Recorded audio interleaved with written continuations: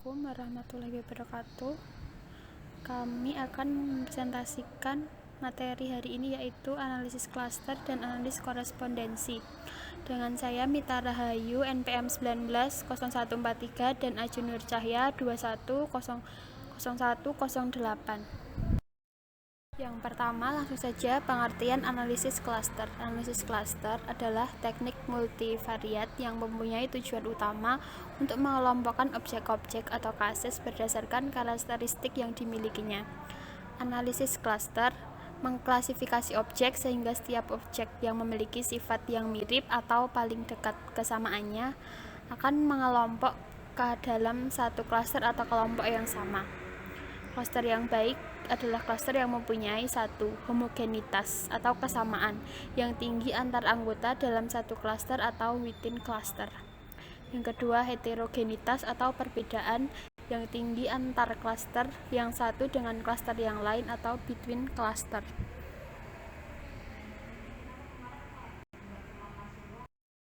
Yaitu tujuan analisis klaster, yaitu mengelompokkan objek-objek berdasarkan kesamaan karakteristik di antara objek-objek tersebut. Objek bisa berupa produk atau barang dan jasa, beda, tumbuhan atau lainnya, serta orang atau responden, konsumen, atau yang lain. Objek tersebut akan diklasifikasikan ke dalam satu atau lebih klaster, sehingga objek-objek yang berada dalam satu klaster akan mempunyai kemiripan satu dengan yang lain. Selanjutnya yaitu manfaat analisis klaster. Yang pertama, eksplorasi data berubah ganda. Yang kedua, reduksi data. Yang ketiga, stratifikasi sampling. Dan yang keempat, prediksi keadaan objek. Hasil dari analisis klaster dipengaruhi oleh objek yang diklasterkan, berubah yang diamati, ukuran kemiripan atau jarak yang dipakai, skala ukuran yang dipakai, serta metode pengklasteran yang digunakan. Analisis klaster. Yang tahap pertama, mengukur kesamaan antar objek atau similarity. Pada tahap ini terdapat mengukur kolerasi antar sepasang objek pada beberapa variabel. Yang kedua yaitu mengukur jarak atau distance antara dua objek. Pengukuran ada bermacam-macam. Yang paling populer adalah metode Euclidean distance. Analisis klaster. Tahap 2 yaitu membuat klaster. Pada tahapan ini kita bisa menggunakan beberapa metode, yaitu antara lain berhierarki atau non-berhierarki. Non-berhierarki terdapat dua, yaitu algoritmatif dan yang kedua decisive.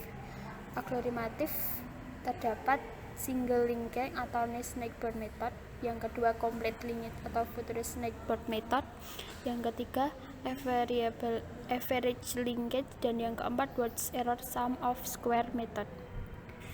Pada metode divisive terdapat similar average distance method, yang kedua automatic interaction detection. Dan yang metode non-bihierarki terdapat partitioning dan graphical. Partitioning terdapat key-man clustering, dan yang kedua method based on the trees. Dan yang graphical terdapat Eclipse and Meteorologist, dan yang kedua Fourier series.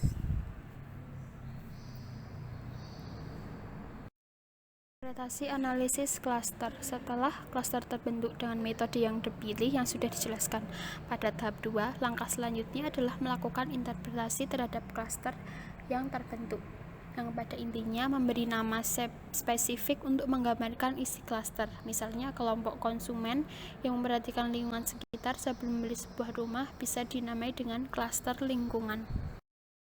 Tahap validasi klaster, yang melakukan validasi dan profiling klaster. Klaster yang terbentuk kemudian diuji apakah hasil tersebut valid. Kemudian dilakukan proses profiling untuk menjelaskan karakteristik setiap klaster berdasarkan profil tertentu atau seperti usia konsumen, pembeli rumah, tingkat penghasilannya, dan sebagainya. Validasi hasil klaster. Validasi termasuk usaha yang dilakukan oleh peneliti untuk menjamin bahwa hasil klaster adalah responsif terhadap populasi secara umum, dan dengan demikian dapat digeneralisasikan untuk objek yang lain dan stabil untuk waktu tertentu. Yang kedua, profiling hasil klaster. Tahap profiling meliputi penggambaran karakteristik masing-masing klaster untuk menjelaskan bagaimana mereka bisa berbeda secara relevan pada tiap dimensi. Tahap ini meliputi penggunaan analisis diskriminan. Asumsi validasi klaster. Untuk melakukan proses analisis klaster ini, ada asumsi yang harus terpenuhi, yaitu sampel yang diambil benar-benar dapat mewakili populasi yang ada atau representativeness of the sampling dan multicollinearitas. Sedangkan asumsi lainnya yang biasa dilakukan pada analisis multivariat tidak perlu dilakukan, seperti uji normalitas, uji linearitas, dan uji heterokedastisitas. Apa analisis korelasi koresponden? Adalah sebuah teknik multivariat secara grafik yang digunakan untuk eksplorasi data dari sebuah tabel kontingensi, kemudian memproyeksikan baris-baris dan kolom-kolom dari matriks data sebagai titik ke dalam sebuah grafik dalam sebuah jarak euclid. Manfaat analisis korespondensi. Yang pertama adalah mereduksi jumlah kategori dalam perubahan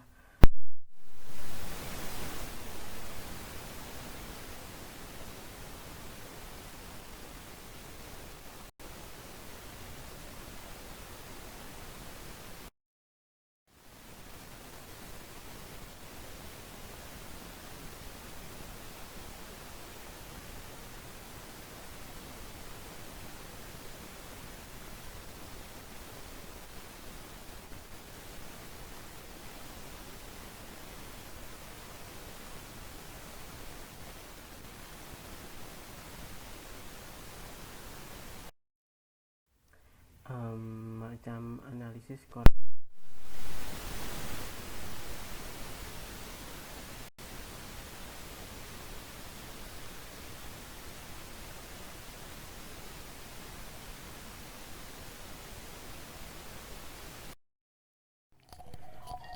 Kemudian dari ilustrasi atau contoh melihat bagaimana citra bank-bank yang berada di 5 kota besar. Yang pertama adalah Jakarta, kemudian Surabaya, kemudian Medan, Bandung, dan Semarang dengan metode korespondensi.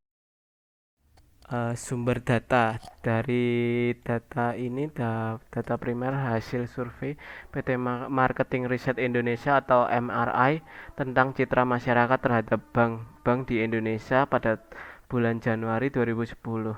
Target respondennya adalah pria dan wanita berusia 15 sampai 60 tahun, penghasilan minimum 1.500.000 menjadi nasabah di suatu bank. Sekian dan terima kasih dari presentasi kami. Kalau ada kurangnya mohon dimaafkan. Wassalamualaikum warahmatullahi wabarakatuh.